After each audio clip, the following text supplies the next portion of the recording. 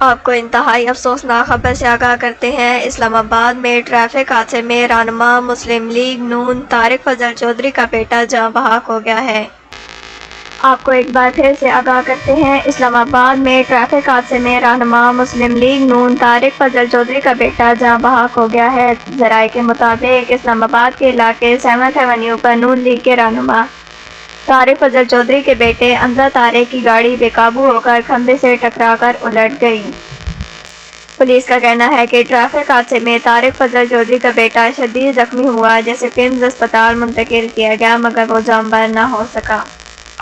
اسلام آباد میں ٹریفک حادثے میں رہنما مسلم لیگ نون طارق فضل چودھری کا بیٹا جاں بحق ہو گیا ہے۔ ذرائع کے مطابق اسلام آباد کے علاقے 7 ایونیو پر نون لیگ کے رہنما طارق فضل چودھری کے بیٹے انزا طارق کی گاڑی بے قابو ہو کر کھمبے سے ٹکرا کر الٹ گئی۔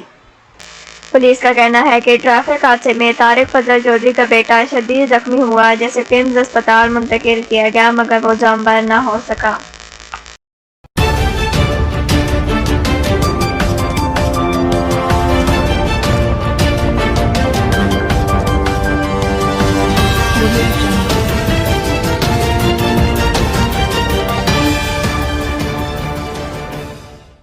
TNN Digital